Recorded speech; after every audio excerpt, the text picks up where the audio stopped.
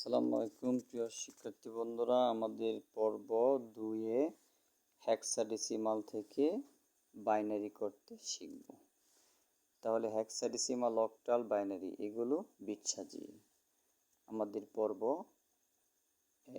একে, আজকে 2, আগের পর্ব একে দেখবে। এগুলো বলা হয়েছে হেক্সাডেসিমাল থেকে আমরা বাইনারি বিট সাজিয়ে, অক্টাল, হেক্সাডেসিমাল, বাইনারি এগুলো বিট সাজিয়ে। তাহলে আমরা এই হেক্সাডেসিমাল সংখ্যাতে কয়টা ডিজিট, কয়টা প্রতীক আছে দেখো। এই যে 1, 2, 3, আমরা 3বার লিখব। 1, 2, 3, এই 3বার একটু পাতলা ফাঁকা করে লিখবে যাতে মাঝখানে জায়গা থাকে। এখন এই যে 1C5, 1 radix point C5, 1 radix point C5। তো এখানে সির সাথে আবার 12 কেন? অর্থাৎ হেক্সাডেসিমালে সি এর 0 থেকে 9 পর্যন্ত, পরে 10, 11, 12 এরকম তো নাই। তারপর তো এ বি সি, এই জন্য সির মান কত? 12। কিভাবে সির মান 12 হয়? এই যে আমরা এক পাশে খাতার এক কোণার এভাবে লিখে নিব। এ সমান কত? 10, বি সমান 11, সি সমান কত? 12, ডি সমান 13, ই সমান 14, এফ সমান 15। এই যেভাবে লিখে রাখবো। দেখো এখন এই যে সির মান কত? এই যে এখানে এই যে সির মান কত? 12। আচ্ছা, যাক, আরেকটা সিস্টেম আছে, আমরা হাতের আঙ্গুলে পারি। দেখো এ বি সি, আঙ্গুলে এভাবে গুনবে। এই যে এ বি সি, 10, 11, 12, এই তো প্রথমে এ বি সি, পরে 10 থেকে 10, 11, 12 এভাবে আঙ্গুলে গুনলেও পাওয়া যাবে। যেরকম ধরো ডির মান কত? তাহলে এ বি সি ডি, 10, 11, 12, 13, তাহলে ডির মান 13। ধরো এফ এর মান কত? তাহলে A B C D E F, এটাকে এখানে এফ, তাহলে 10, 11, 12, 13, 14, 15, তাহলে এফ এর মান 15। এভাবে আঙ্গুলে গলেও বের করা যায়, অথবা এই যে এভাবে রাফ করলেও হবে। এখন দেখো ওই যে সির মান 12, এখানে আছে 5, এখানে আছে 1, অ্যান্ড 5-এর বাইনারি কত? 5-এর বাইনারি এই যে এখানে সূত্রে যাও, 1-এর ডবল 2, 2-এর ডবল 4, 4-এর ডবল 8, 8-এর ডবল 16, 16-এর ডবল 32। এই সূত্রটা থেকে আমরা যে কোনো সংখ্যার বাইনারি মান বের করতে পারি। তাহলে এখানে দেখো কোন সংখ্যাগুলো যোগ করলে তোমার এই 5 হয়। তাহলে 4 আর 1 যোগ করলেই 5 হয়। তাহলে 4-এর ঘরে দিবা, এখানে 4-এর ঘরে 1, আর 1-এর ঘরে 1। এই 4-এর ঘরে 1, আর এই যে 1-এর জায়গায় 1, মাঝখানে ঘরটা খালি, এই মাঝখানে ঘরটা 0 দিয়ে দেবে। এই দেখো 5-এর বাইনারি 1, 0, 1। তাহলে কি 8-এর ঘর ফাঁকা, এখানেও 0 দিবা? না, আমার তো 5 এই পর্যন্তই হয়ে গেছে, এখানে আসতে হয় নাই। ডান দিকে খালি রাখা যাবে না, কিন্তু বাম দিকে যেহেতু যায় নাই, ওদিকে যাওয়ার দরকার নেই। এই হলো 5-এর বাইনারি। 4 আর 1 যোগ করলে যেহেতু 5 হয়, এই যে সংখ্যাগুলো আমরা যোগ করলে 5 সংখ্যাটা পাই, এই সংখ্যার ঘরগুলোতে 1 দিব, আর যেটা নেওয়া হয় না, প্রয়োজন নাই, এই করে 0 দিব। তাহলে দেখো এই যে আমরা 5-এর বাইনারি পেয়ে গেলাম 1, 0, 1। এখন 12, এই 12-র বাইনারি অর্থাৎ সির মান 12, অর্থাৎ 12।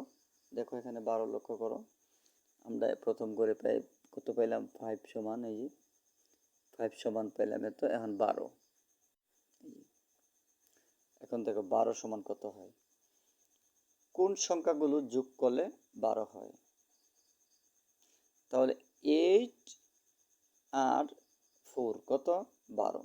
তাহলে 8-এর ঘরে, সরি আমি এই জায়গায় লিখে ফেলছি, আচ্ছা এখানে দিয়ে দিই, এই আর এদিকে লেখার উচিত ছিল। যাক, এখন এই যে 8-এর ঘরে 1 আর 4-এর ঘরে 1, তাহলে 8 আর 4, এই দেখো 8 আর 4 যোগ করলে হয় 12। এই জন্য 8-এর ঘরে 1 আবার 4-এর ঘরে 1। এখন এই যে ডান পাশে খালি ঘর, এগুলো 0 দিব, এই যে 0 0, ডান পাশের ঘর খালি রাখা যাবে না। তাহলে এই যে 8-এর ঘরে 1, 12টা আমার একটু এদিকে লেখার উচিত ছিল, আচ্ছা যাই হোক বুঝে নিও।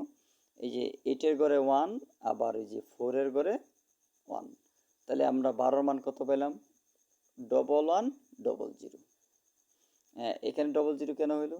অর্থাৎ এই দুই ঘর নিলেই আমার 12 হয়, কিন্তু ডান দিকের ঘর খালি রাখা যাবে না, এগুলো 0 দিতে হবে। কিন্তু বাম দিকে যদি আরও থাকতো, এদিকে এই যে 8-এর এদিকে 16 32 আরও থাকতো, তাহলে এগুলোর মধ্যে কি ফাঁকা থাকলেও 0 দেওয়া যাবে না, কারণ এদিকে তো আমার আসতে হয় না, 8 তো আমার এদিকে হয়ে গেছে। এই জন্য 8-এর 12 আমার, সরি 12 আমার এদিকে হয়ে গেছে। এখন 12 বাইনারি কত পেলাম? 1110। এই দেখো, এই 1110। এখন আসো 1, 1-এর বাইনারি কত? 1। এই দেখো সূত্রে যাও, এই যে 1, এখানে আমার এই যে 1 সমান সমান 1-এর বাইনারি তো 1, এই যে একটা ঘড়ি 1, এই যে এই ঘড়ি 1, এই যে এই ঘড়ি 1, তখন এদিকে তো খালি আছে, এইদিকে 0 দিব না 1 দিব? না, আমার তো ডান পাশ থেকে এদিকে আর আসতে হয় নাই, এই জন্য 1-এর ঘরে এই যে 1, এই 1 দিলাম, বাস। তাহলে 1-এর বাইনারি 1 পাইলাম। এখন যেহেতু আমরা হেক্সাডেসিমাল থেকে বাইনারি করছি, তো হেক্সাডেসিমাল থেকে বাইনারি করলে কয় বিটে সাজাতে হবে? ওই যে এখানে যাও, হেক্সাডেসিমাল বেস 16, বাইনারি বেস 2। এখন 2-র উপরে 4 দিলে আমার কি হয়? 16 হয়। তাহলে দুই পাশে মিলে যায়, এখানেও 16 এখানেও 16 হয়। 4 পাওয়ার 2 পাওয়ার 4 মানে 2-কে 4 বার গুণ, এই যে 2-কে 4 বার গুণ, 1 2 3 4, 2-কে 4 বার গুণ পাওয়ার 4, তাহলে 4 বার গুণ করলে কত হয়? 16 হয়। দেখো 2 2 4, 4 2 8, 8 2 16, এই যে 16 মিলে গেল। তাহলে আমরা এই যে হেক্সাডেসিমাল থেকে বাইনারি করলে আমাদের হেক্সাডেসিমাল বেস 16, বাইনারি বেস 2, তাহলে আমরা উপরে পাওয়ার 4 দিলে যেহেতু মিলে, এই জন্য আমাদের এই হেক্সাডেসিমাল থেকে বাইনারি বিটগুলো 4 বিটে সাজাতে হবে। এখানে দেখো কয় বিট আছে? এখানে 3 বিট, আরেকটা বিট সামনে অর্থাৎ বাম দিকে দিতে হবে 0, 0 দিয়ে এই 4 বিট পুরা করবা। এখানে তো 4 বিট আছেই, আর লাগবে না। এখানে আছে একটা, আর অতিরিক্ত লাগবে 3 বিট। 3 বিট কি দিবে? 0 না 1? 1 দিতে হবে, হবে না, 0 দিতে হবে। সামনে 3টা 0 দেব, 1 2 3, এই সামনে 3টা 0, 1 দেওয়া যাবে না। 3টা 0 দিয়ে এই যে আমরা কি করলাম? 4 বিট পুরো করলাম। এখানে 4 বিট আগেরই আছে, এখানে 3 বিট ছিল আগের, সামনে একটা 0 দিয়ে 4 বিট পুরো করলাম। এখন দেখো সবগুলো 4 বিট হয়ে গেছে, এই যে 4 বিট, সব 4 বিট হয়ে গেছে। এই হেক্সাডেসিমাল থেকে আমরাও বাইনারি মান পেয়ে গেছি। এই যে হেক্সাডেসিমাল, এটা বাইনারি হয়ে গেছে। এখন উত্তর কিভাবে লিখবে দেখো। উত্তর হেক্সাডেসিমাল সংখ্যা হচ্ছে 1, রেডিক্স পয়েন্ট C5, বেচ 16 সমান সমান, এই যে সংখ্যা লিখে আন বাইনারি কত পেলাম। এখানে এই যে এখানে যা পেয়েছি সবগুলো লিখবে, সেই 30001, এই 3001, এই যে 3001, তারপরে রেডিক্স পয়েন্ট আছে, এই যে রেডিক্স পয়েন্ট, পরে 1110, 1100, এই যে 1100, এখন পরে 0101, এই 0101, এই এই লিখলাম। এখন বেচ দিয়ে দিব, এই যে বেচ, এই যে বেচ দিয়ে দিলাম। এখন এই যে উত্তর হয়ে গেল।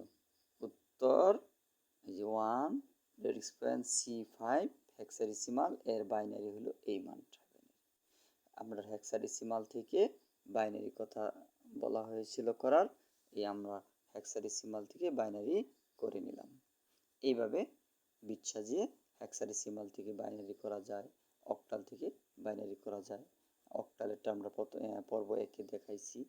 এখন এটা তৃতীয় পর্বে আমরা শিখব এই অক্টাল থেকে হেক্সাডেসিমাল, হেক্সাডেসিমাল থেকে অক্টাল। ঠিক আছে, এই পর্যন্তই। খুদা হাফেজ।